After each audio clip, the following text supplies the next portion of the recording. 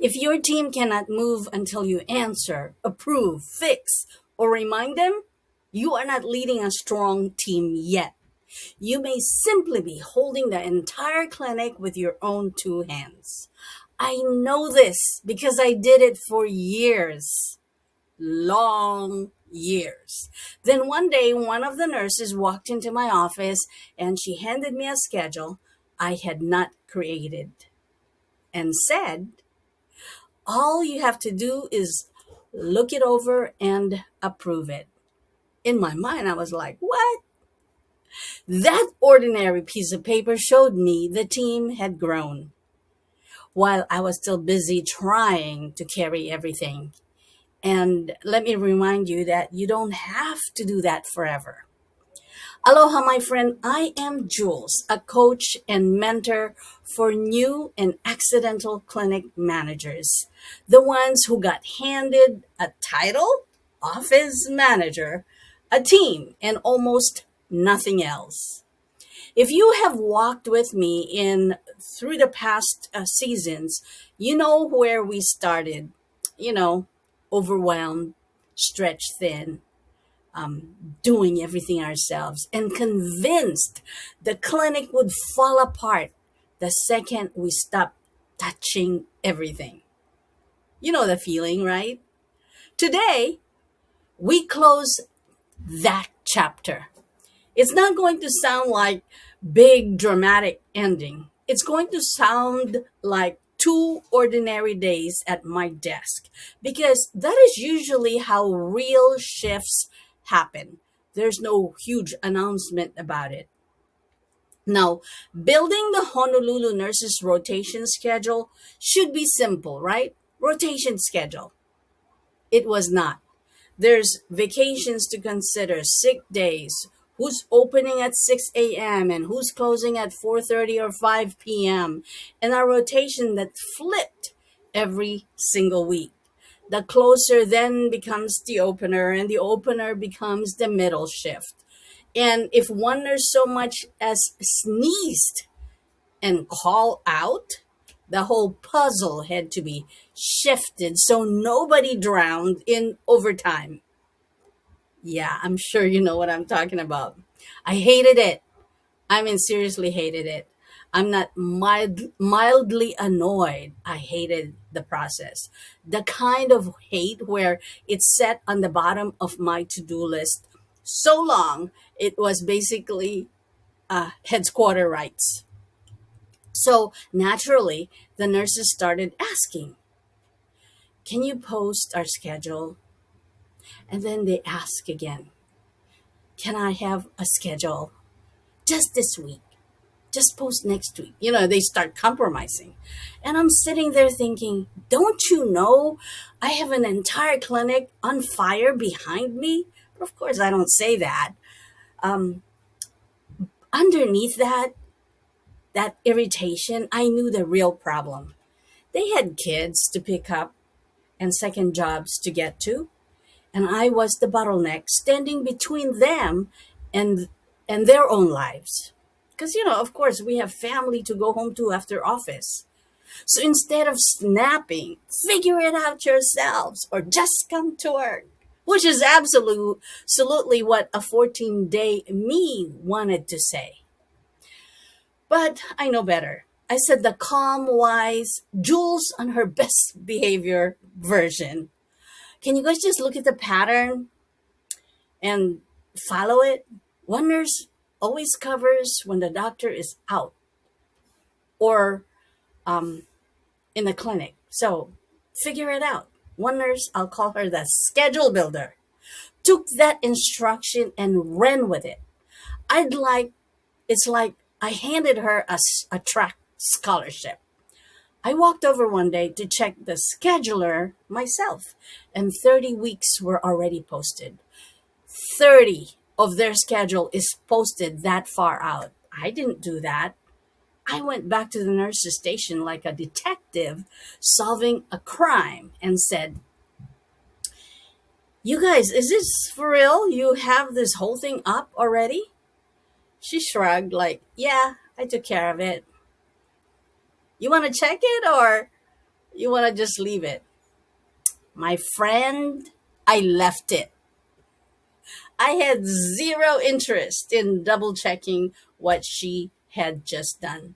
Something that was clearly running better without me. That schedule ran itself for a year and a half.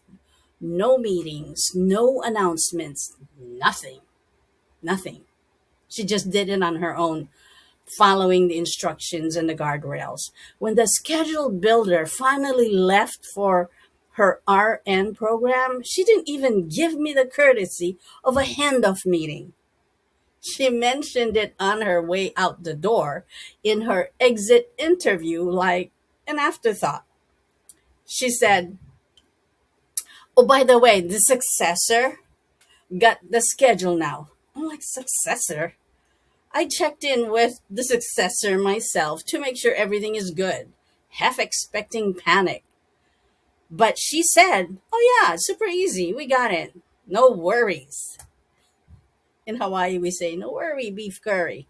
Anyway, she's still doing it today. The system survived a full staff departure without me lifting a finger, which is either beautiful or slightly insulting, depending on the day you catch me. And so it happened again. Somewhere I wasn't expecting it. Every October, I build the following year's calendar to include travel calendar for our outer island clinics who's flying to Hilo and who's flying to Kauai, timed against infusion schedules and insurance windows tight enough that one wrong date could cost us real money. I mean, we can't infuse before the patient is due, otherwise, insurance will not pay for it. My lead nurse, I will call her the lead nurse, is the one I call into my office for everything. No title, just trust. Trust that she gets it done. I'm sure you have one of those in your office. One day she wasn't busy, I'm assuming. She rebuilt the entire spreadsheet by looking at the previous years. And she walked into my office, dropped off a piece of paper on my desk, and said, "Here's the Hilo and Kauai schedule." Like, Hilo and Kauai schedule? Really? I looked down at the paper and had exactly one thought. One thought. Approve it, not create it, not fix it, not chase down 12 people about who wanted which week off, because it's a 2 day travel to Hilo and 2 day travel to Kauai, alternating. Just look, sign, and done. If you'd told me 5 years earlier that a piece of paper would be the closest thing to a religious experience I'd have at my desk, I would not have believed it, because the miracle was right there in front of me on a piece of paper. And I can and can we talk about what these three nurses actually do to keep this running? 1 week to Hilo, 1 week to Kauai, the next week they alternate. 5:30 in the morning flight, 1 hour early at the airport, hauling cold chain coolers full of medication that cannot, under any circumstances, get too warm. So basically, they're flying with a very expensive, very fragile science experiment. Full clinic day on another island. Fly home by mid afternoon, dinner with family, spend time with the kids, do homework. And then, because apparently sleep is optional in this profession, they sit back down at about 9, 10, 11 at night to chart everything that they did by hand from that day. They transfer everything on a patient's electronic medical record so the billers can actually know what they did, how many milligrams, and how much to charge, so they can submit the claim the following morning. I mean, yes, they are so busy, one stick after another. The only one time that I ever heard them complain was during Kona storms. So bumpy, one of the nurses told me that everybody wanted to throw up on the plane. Everybody. That's it. That's the one complaint. I mean, the things they do, they are truly the unsung hero. They do this week after week. I don't know if that's resilience or just really good motion sickness band. But either way, I see it. And today, so do you. So let's talk about what we learn here. Here's the myth I want you to let go of because I carried it for years without ever naming it. I believed being needed for everything was proof that I was doing my job well. Do you feel that way too? When people came running to me with every question and every conflict and every unfinished task, part of me interpreted their dependence as proof of my importance. I was exhausted by it, but I also reinforced it. Are you doing the same? That's the uncomfortable truth of the hero trap. You want to be the one. You want to be the rescuer. We complain about everyone who depends on us while quietly continuing to answer every question, fix every mistake, and take back every task before someone else has had enough time to learn it. What the schedule builder, the successor, and the lead nurse taught me without sitting me down to explain it was that real leadership is not measured by how much of the stuff that goes on in the office stops when you step away. Rather, it is measured by whether the people you have trained begin noticing what needs to be done before you ask, making sound decisions on their own, and preparing someone else to carry the work after them. The schedule builder did not just create a schedule, she taught her teammates the pattern. And when she left, she made sure someone else was ready to continue it without me having to go and assign someone to take over. The successor did not need me to start from the beginning or paint a picture again because another nurse had already brought her into the process while she was doing it. So it was like OJT, on the job training. All the time. That happens at work. The lead nurse did not wait for a formal assignment because she understood both the spreadsheet and the reason behind it. That is what I mean when I talk about legacy. Yeah, we hear legacy all the time, but the legacy is not the work you complete. Legacy is not the work you complete while you are the manager. Legacy is what continues because of how you taught people to think, to decide, to communicate well, and take care of one another while you are doing it. I also want to be clear because managers can get this wrong, going the opposite direction. Yeah, I know. The goal was never to make myself unnecessary. Okay? The goal is not to make yourself unnecessary. My team still needed me, my judgment on difficult calls, and they still needed direction when something fell outside the normal pattern, outside the box. Hard conversations, financial decisions, staffing crisis, and believe me, those happens often. Patient concerns or complaints. We try not to use the word complain. And clinical risk still came to me to be discussed with the other providers. What changed was not that they stopped needing me. They stopped needing me to personally carry every recurring task forever. There is a real difference between a team that depends on the manager for everything And a team that knows which decision requires approval, which situation require collaboration, and which responsibilities they can simply own. And the difference does not come from one delegation conversation. It really doesn't.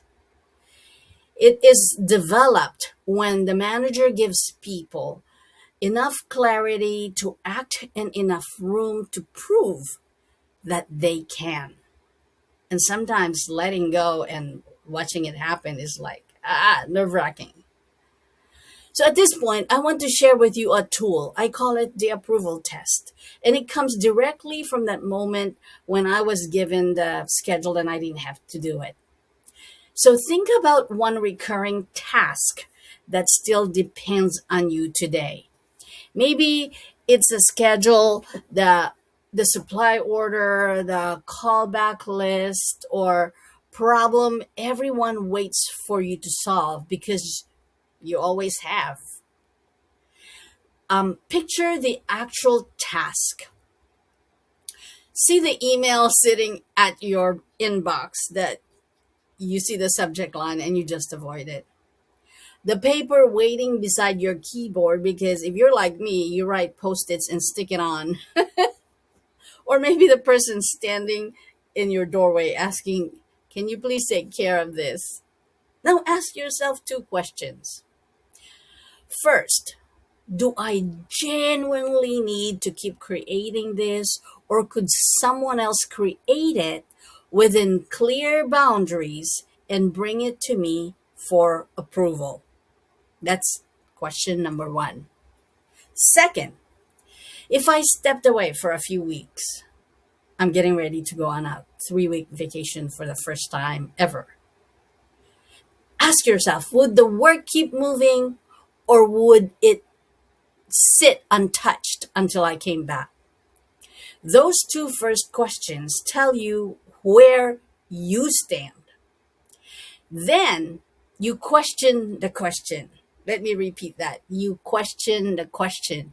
If you are still the one creating the task, ask yourself why. Why are you still doing it? Is it because nobody else has been shown the pattern yet? Or because I have never, or you have never, truly let go of the pen? Those are two completely different problems. One means your team needs clearer training, better guardrails, or stronger process. The other may mean you're still measuring your value by how much depends on you. Ouch. Go back to the second question, please. And here it is. If the work stopped without you, ask why again. Is the team truly not ready or they have never been given a chance to try? Sometimes not ready really means not yet trained. Other times it means not yet trusted. Yeah. The first layer of question shows you the task. The second layer reveals leadership work underneath it. The second layer reveals leadership work underneath it. Perhaps you need to show someone the pattern. Maybe you need to explain the purpose behind the work or make the non negotiables clearer. Draw a picture if you have to. That is what I finally did with the nurses' rotation schedule. I gave them the guardrails and I let go. I did not give them a 20-page manual how to do it. I mean, I was doing it for like 20 years before I gave it up. I just gave them the guardrail. Someone has to remain in the clinic, one nurse at all times, whether the doctor is in the office or away, because we need somebody to answer medical questions. Everything else could be worked out together. However, When someone already knows the pattern and you're still holding the task, the harder conversation may need to happen with yourself, right? Admit that. You may need to ask why approval feels less valuable than creation. Perhaps, maybe you are worried the work will not be completed exactly the way you would do it. And I've been a controller. It comes up sometimes, or perfectionist. Maybe being the only person who knows how to handle it has quietly become your identity. Sorry to say, but yes, it's true. Neither answer makes you a bad manager, by the way. You have to understand that. Both answers show you where your next stretch of leadership is. Choose one recurring task this week, just one. Of course, do not begin with the highest risk responsibility in the clinic. Choose something that is repeatable, something easy to correct, something visible and teachable.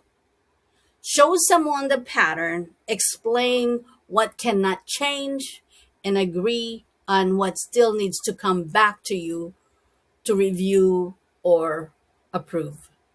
Then let her try it. Your job is not to grab the pen back because she arranged one column differently or found another workable way to complete the task that you have given. Now, review the outcome, of course. Ask whether it is safe, accurate, fair, because when one person does something, it ripples, right? And then, is it workable? Is it fair to everybody? When the answer is yes, of course, approve it. Tweak it too, if it needs it. You're moving from creator to approver. It's not abandoning your team, it is how you help them grow. When I look back over this season, I can see that every story was leaning here to this episode, this specific episode. I talked about the afternoon I could not come home had taught me that I was never supposed to be the center of every answer. Um, there's also the hero trap. It showed me how easily being needed can become part of a manager's identity. Stop it already. Nobody asked me to disappear, and nobody suggested my leadership no longer mattered. My role simply changed. I was no longer needed at the beginning, the middle, and the end of every single process that happens in the clinic. Sometimes I was only needed at the final step. Approve it. That's not losing control, you guys. This is evidence that the people around you have grown. Yeah, let them grow. Of course, there's another layer to this conversation, right? Letting go of a task is one thing. Now, preparing to let go of the seat is something else entirely. But we're not going to talk about that yet. So, if this season shifted something in you, the way you look at your role, the way you look at your employees, and the way you see your own leadership, follow the show and pass this episode to another manager who is still carrying work her team may already be ready to own. Perhaps she needs permission to put down the pen and let go. Maybe she simply needs to hear that reviewing the work still leadership, even when she is no longer the person who is creating or initiating every new standard. You got it? Until next time, my friends, stand and deliver on legacy. Let's keep building. Aloha.